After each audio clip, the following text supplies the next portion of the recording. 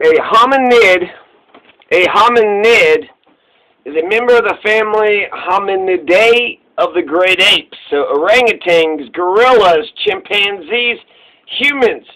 A hominine is a member of the subfamily Homininae, gorillas, chimpanzees, and humans. Excludes orangutans. So if you're ever talking about just gorillas, chimpanzees, and humans alone, and you're like, but not the damn orangutans, and you need to say a hominine. Or, yeah, a hominine. The subfamily is, don't ever use that term. Okay, so a hominin is a member of the tribe Hominini, which is chimpanzees and humans. And so, why am I talking about any of this? Because when we're talking about human history, right, we know written history for several thousand years, but when it comes to the beginning of when humans first got here, this is 3 to 4 million years ago. 3 to 4 million years ago, we went from a hominid to a hominin, right? A hominid to a hominin. If we're a hominin, then that means we're more chimpanzee, we're more human. We're not like them goddamn gorillas. We're not like them goddamn orangutans. We're moving on up. We're becoming more and more human. So the hominins are the ones that are more human than they are monkey. Well, you think you're some sort of hominin, huh? What are you, some sort of hominin? So, there's 3 hominins, the names that I've remembered, and then I added another one. There's Ardi. You got Ardi, you got Lucy, you got Littlefoot. Ardi, Littlefoot, Lucy, and Anna. So, these are the 4, basically, there's only 4 monkeys 4 million years ago. And one was named Littlefoot, another was named Ardi, and another was named Lucy and Anna. So this is about Littlefoot. It's a brand new article, sciencenews.org, written by Bruce Bauer. And I'm just going to essentially read it verbatim. So Littlefoot, a nearly complete hominid. Wait a second. Hominid? I thought it was a hominin. Hominid skeleton is part human, but it's, you know, also part monkey. So there, we learned something, right? I thought it was a hominin. Ardi and Lucy are hominins. Littlefoot, however, is a hominid. So, painstakingly excavated from rock inside a South African cave, shouldered a powerful evolutionary load. This 3.67 million year old adult female sports the oldest and most complete set of shoulder blades and collarbones of any ancient hominid ever. These fossils also provide the best available model for what the soldiers of the last common ancestor of humans and chimpanzees looked like. The last common ancestor. Remember when humans and chimpanzees used to be part of one tribe? Just like the Delaware. And then the Grasshopper War. And then now you got the Shawnee. I wonder if that's what humans and chimpanzees used to be together. And then you fought over a grasshopper. Now we're in different tribes.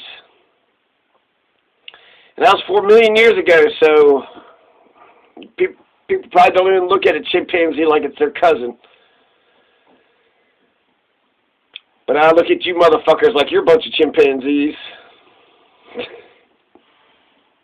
It makes sense. It makes too much sense. So, Kristen Carlson, the results provide new insights into how Littlefoot and the human-chimp last common ancestor climbed in trees. Littlefoot belonged to the Australopithecus genus, but her species identity is in dispute.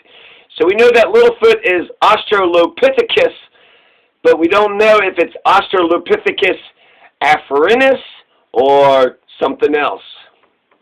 The shape and orientation of her shoulder bones fall between corresponding measures for humans, present-day African apes, but most closely aligned with gorillas. So, okay, Littlefoot. Littlefoot is a gorilla? Is that what they're saying? Is that what they just... Littlefoot lived roughly halfway between modern times and the estimated age of a human-chimp common ancestor, says paleobiologist David Green of Campbell University in Booze Creek, North Carolina, who is a member of Carlson's team. If that ancient ancestral creature was about the size of a chimp, as many researchers suggest, shoulders resembling those of gorillas would have supported slow but competent climbing. Green says gorillas spend much of the time knuckle walking on the ground. These apes climb trees with all four limbs, reaching up with powerful shoulders and arms to pull themselves along. The maintenance of a gorilla-like shoulder in Littlefoot offers clues that climbing remained vital for the early hominids. Green says it's possible, he added, that Littlefoot's shoulder design represented evolutionary baggage among hominids, evolving bodies more suited to upright walking. The new analysis makes Littlefoot's shoulders our best candidate for hypothesizing the appearance of the human-chimp last common ancestor, says anatomist Susan Larson of Stony Brook University School of Medicine in New York, who wasn't involved in the research. So why do you have an opinion? Why do you have an opinion?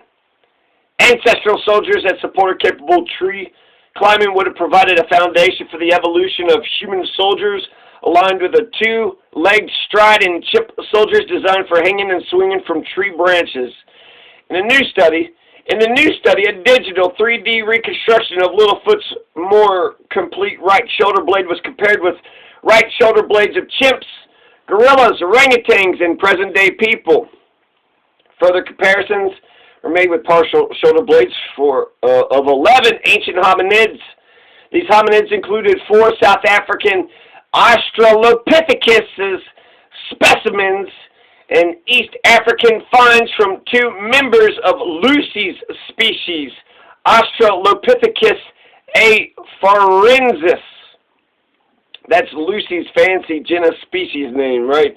You could say, oh, there's Ardi, and there's Lucy, and there's Anna, and there's Littlefoot. Or you could just say, well, there's the Australopithecus. What kind? Oh, you know, the Australopithecus afarensis. That's, you're talking about Lucy? It's fucking Lucy the skeleton. So that was around 3.3 to 3.6 million years ago. So Lucy's walking around, right? But so they might not even, Ardi and Lucy and Anna and Littlefoot may have never met each other. It's possible. It's very possible they never even met each other. Millions of years, that's a long time. Littlefoot's collarbones compared with the humans, chimps, gorillas, orangutans, and 7 ancient hominids. So Carson's analysis provides preliminary but still uncertain evidence that Littlefoot had the most gorilla-like soldiers of any ancient hominid, says paleoanthropologist Stephanie Melileo of the Max Planck Institute for Evolutionary Anthropology in Leipzig, Germany. I wouldn't even want to quote that paleoanthropologist just so I don't have to say all that shit. Some asshole said a thing, and then guess what? This asshole didn't even participate in the new study. And this asshole considers it most striking that Littlefoot shares many shoulder similarities with the other Australopithecus fossils studied by Carlson's team. Some researchers consider a 4.4 million year Ardipithecus ramidus skeleton dubbed Ardi the best hominid model. I was told that was a hominin. Ardi? None of these are hominids. They're all hominids. What? When did the hominids come into play?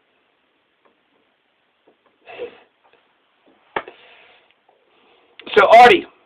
They say Ardi is the best hominid model for a human-chimp last common ancestor. I think they're all pretty good. And we should all learn each and every one of them. Ardi, Lucy, Anna, and Littlefoot. Ardi could have moved slowly in trees while holding on to branches above her head in a manner unlike any modern ape, they contend. But Ardi's remains lack shoulder blades and collarbones. Maybe Ardi didn't even have shoulders. Maybe Ardi didn't even have arms. We don't know. We don't know really much of anything.